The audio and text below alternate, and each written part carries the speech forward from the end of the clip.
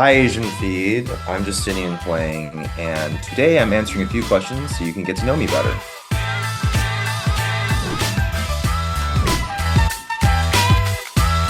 I have very much a Taiwanese tongue. My favorite food in the world is stinky tofu, which is definitely a vibe and controversial. But oh my God, like perfectly crispy Taiwanese stinky tofu with like the pickled cabbage on top. And I'm already drooling right now thinking about it, but I love it so much. So I'm a dog dad. As you can see, this is my dog Swagger. His Chinese name is Swaiger. And most of my activities that aren't me writing just surround just being with him, like hiking, going to the beach. Sometimes we go camping together. Mwah. But he's very much an indoor princess. I found him on the streets of Shanghai back when I was living there, and now he's an influencer in LA. Isn't that right, Swaggy? Mwah. All right. I have so many favorite films as I've worked as a film exec for so many years, but the first two that come to my mind are The Handmaiden by Park Chan-wook, um, Fargo by the Coen brothers, and geez, what's one I I love The Devil Wears Prada. I think it's like Meryl Streep's and Emily Blunt's best performance. I just love that movie so much. So those three are the first two that pop into my mind.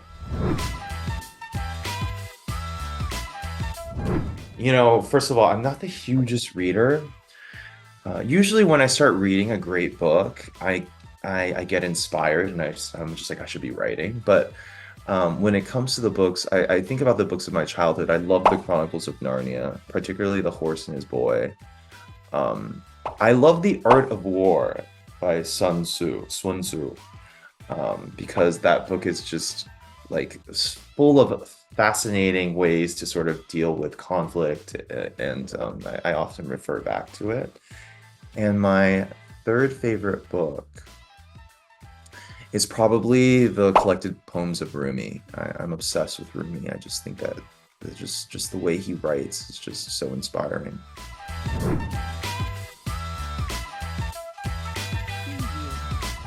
Jackie Collins is like I admire her so much. I used to steal her books, her very spicy romance books from my most fabulous aunt when I was a kid.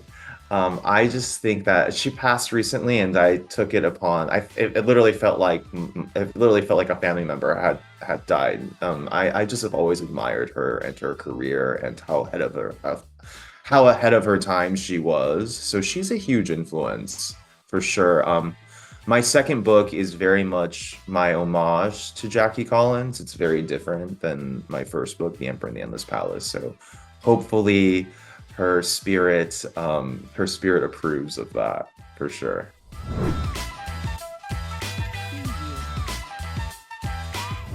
The best piece of advice I've ever received was from my first mentor in the film industry, who is Linda Obst, the celebrated pioneering producer. And her advice is just one word, which is next, which means that you need to be able to say next. You cannot dwell on things. You need to know when to cut your losses.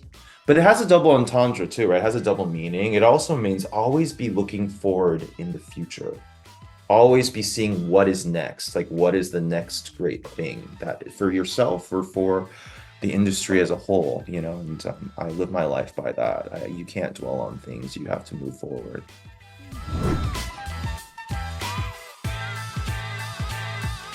I am a big foodie eater, and I love how Thanksgiving, there's no obligation other than to just sit down and eat.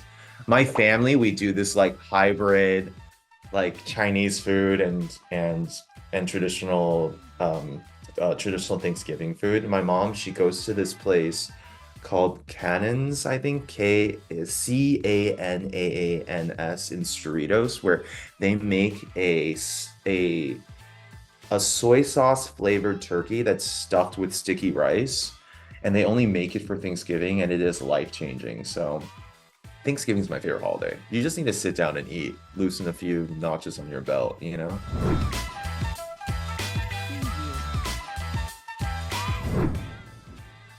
OnlyFans? I'm joking. I am half joking. Some of my friends are on OnlyFans now, and they don't need to work anymore. I'm just like, wow, that is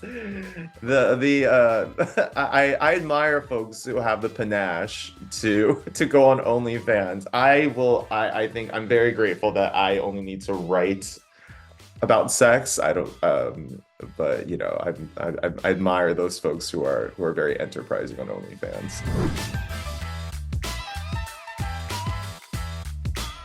I would love to have dinner with Wu Zetian, who was the most powerful Chinese empress of all time. She's really worth looking into. That fall into a few Wikipedia holes about her. That'd be awesome.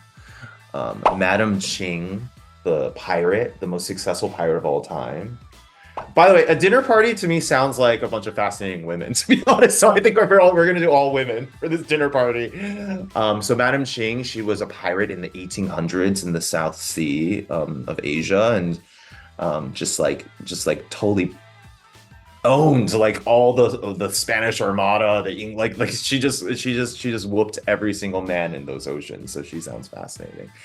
And the third woman, I would love to have Marilyn Monroe in the mix because she was a beautiful writer and was apparently just like so wonderfully like just like thoughtful and creative, and she of course hid that persona. I would love to just talk to her and see what she was actually like.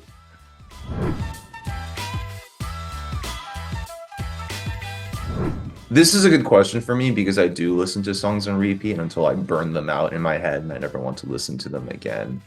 I'm really into this song called Make You Mine by Madison Beer. I just discovered her. This song is just so good. So now I'm going through her other songs. She has some bangers for sure, but that's what I'm listening to right now. When it came to writing my book, I basically listened to the Twilight soundtrack on repeat, specifically New Moon, which is one of the greatest cinematic soundtracks of all time. And it's just like sweepingly romantic with hints of madness, which was perfect for The Emperor and the Endless Palace.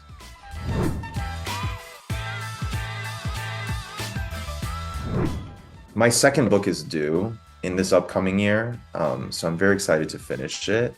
It's a very big, sprawling book, even bigger than The Emperor and the Endless Palace. So I'm excited about finishing it. Now, the process of writing it, it's kind of daunting, but I just mapped out the whole book, so I'm feeling confident that I can deliver this. So thanks for hanging out with me today. My name's Justinian Huang. I wrote The Emperor and the Endless Palace, which you can find on pretty much all platforms. And reach out to me. Let me know what you think about it. I'm on Instagram at Justinian Huang.